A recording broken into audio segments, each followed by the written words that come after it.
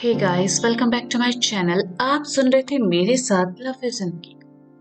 Love you Zindagi भाग 12। छुपते छुपाते Mrs Ahuja cafe के अंदर आकर उस लड़की को ढूंढने लगी जिससे वह मिलने आई थी। कैफे के कोने वाली टेबल पर बैठे लड़के ने हवा में हाथ उठाकर मिसेज आहूजा से वहां आने का इशारा किया। मिसेज आहूजा टेबल के सामने आई और कुर्सी खिसकाकर बैठते हुए कहा, तुम्हें कोई और जगह नहीं मिली?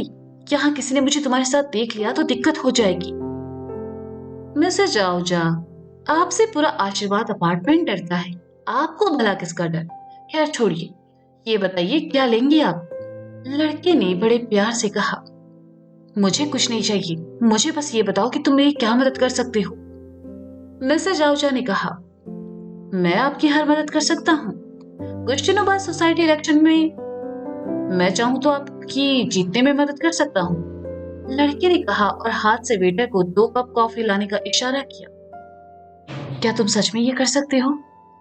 मिसेज आहूजा ने आंखों में चमक भरते हुए कहा, बिल्कुल कर सकता हूँ, लेकिन बदले में आपको भी मेरी एक मदद करनी होगी। लड़के ने कहा, एक बार मैं सोसाइटी की लीडर बन जाऊं, उसके बाद तुम जो कहोगे मैं करने के लिए तैयार हूँ। वैसे मुझे करना क्या होगा? मिसेज आहूजा ने कहा। लड़के ने मिसेज आहूजा को देखा और कहा, मुझे शीतल वापस चाहिए। मिसेज आहूजा ने सुना तो मुंह बनाया और कहा, तुम उसका पीछा छोड़ क्यों नहीं देती? उसकी शादी हो चुकी है और वैसे भी ऐसा क्या है उस लड़की में? तुम कहो तो मैं तुम्हारे लिए एक से बढ़कर एक लड़कियों की लाइन लगा दूंगी। मुझे शीतल ही चाहिए, लड़के ने कहा, जो कि कोई और नहीं बल्कि शीतल का अतीत राज था। मिसेज आहूजा ने राज का ये पागलपन देखा तो उलझन में पड़ गई। अभी उसके लिए सोसाइटी का इलेक्शन जीतना जरूरी था, इसलिए उसने राज की बात मान ली ताकि वक्त आने पर उसे ठेंगा दिखा सके। मैं चलती हूँ और तुम अपनी बात याद रखना, हाँ? मिसेज आहूजा ने उठते हुए कहा। अरे इतनी भी क्या जल्दी है, कॉफी तो पीकर जाइए। वेटर को कॉफी लेकर आते देख राज ने कहा तो मिसेज आहूजा को बैठना पड़ा। दोनों ने कप उठाया और कॉफी पीने लगे। मिसेज आहूजा की बुरी किस्मत कहे या वक्त का सितम, मिसेज आहूजा की बेटी कुकू आज अपने दोस्तों के साथ उसी कैफे में आई थी।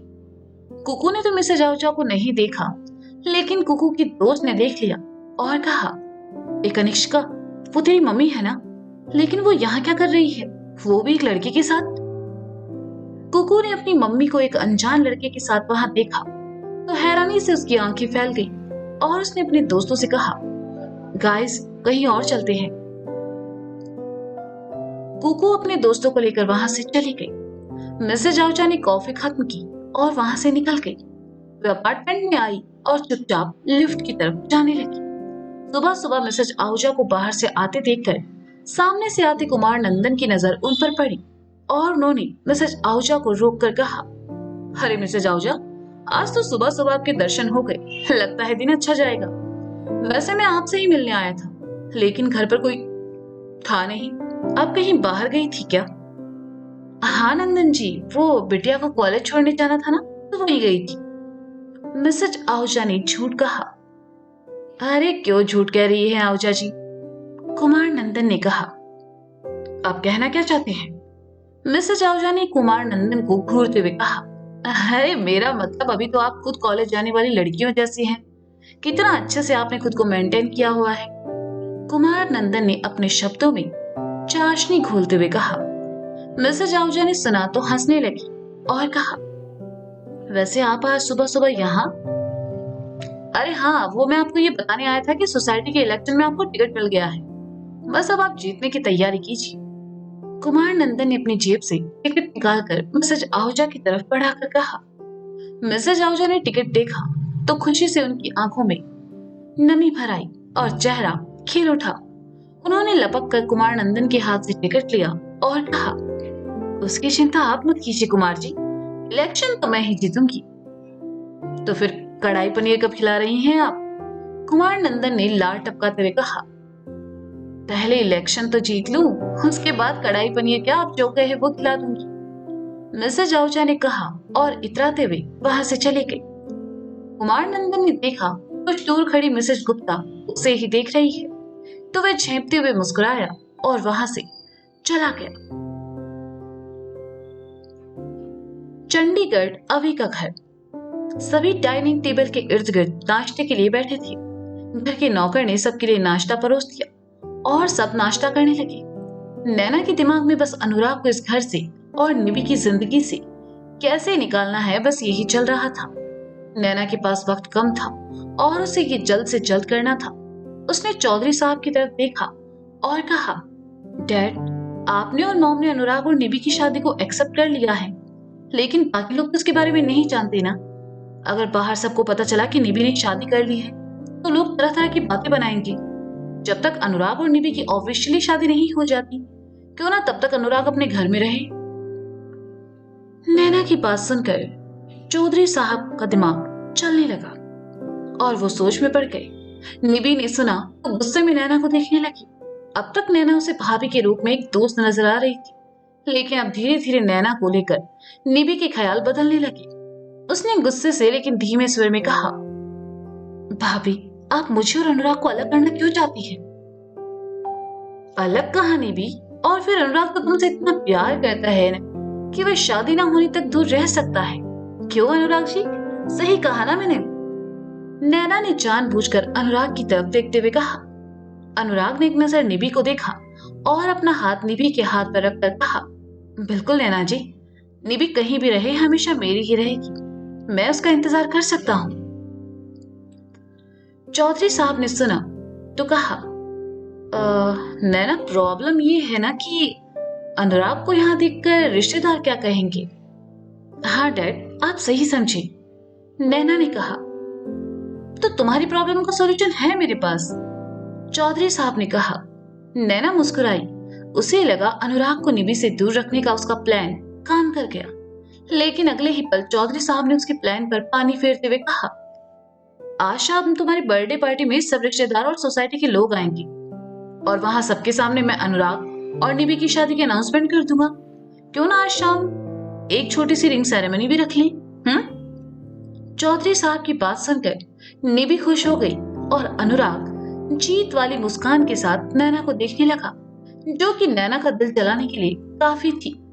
अभी ने सुना तो उसे अपने पापा पर बहुत गुस्सा आया, लेकिन वह चुप रहा।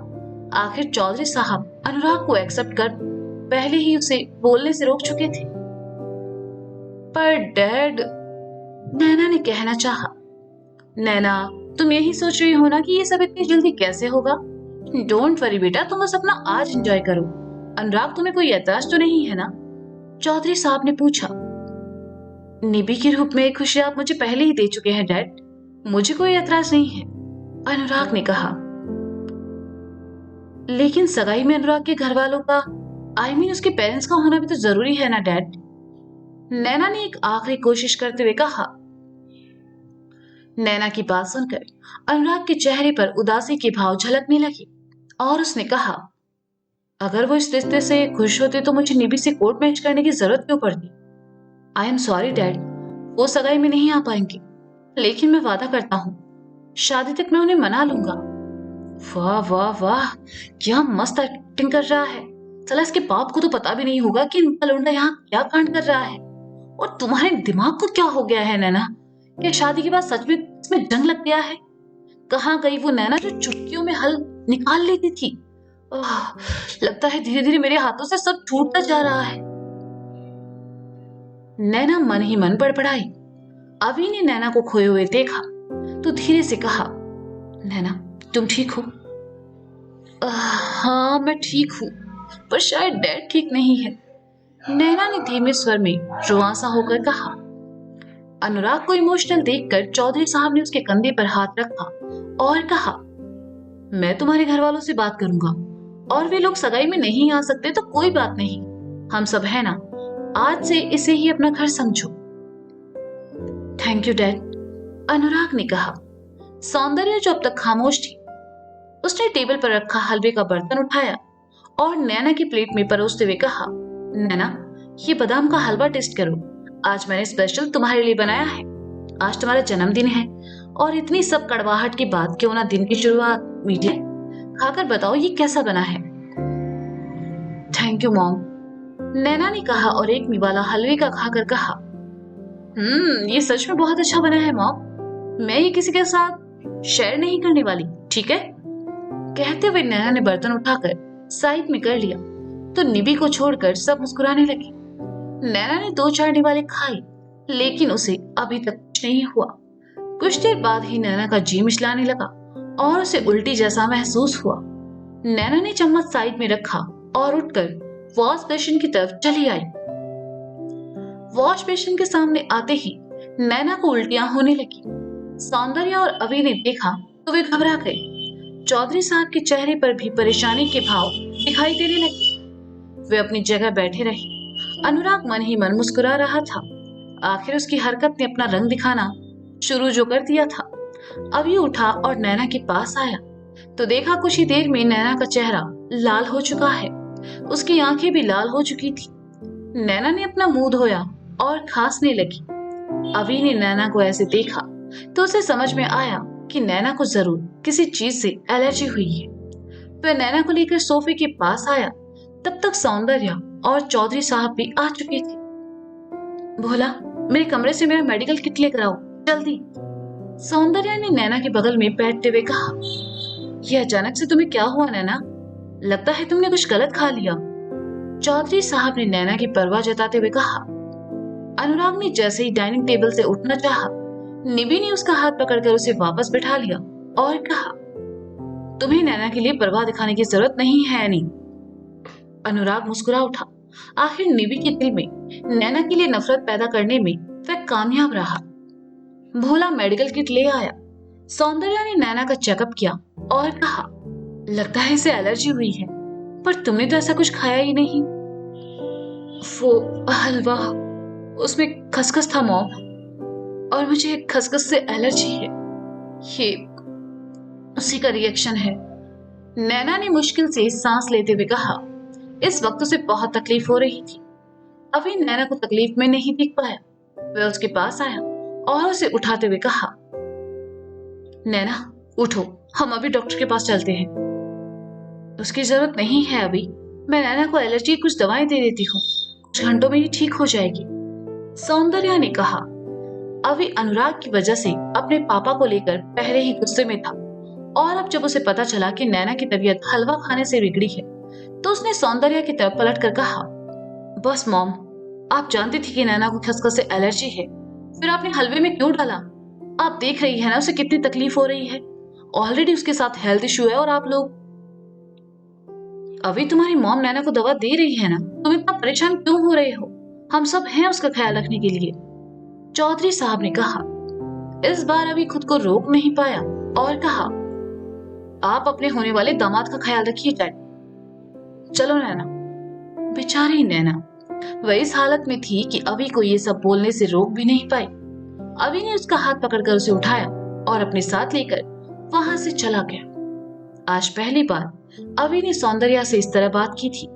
ये देखकर सौंदर्या का चेहरा उदासी से घिर गया और उसकी आंखों में आंसू भर आए।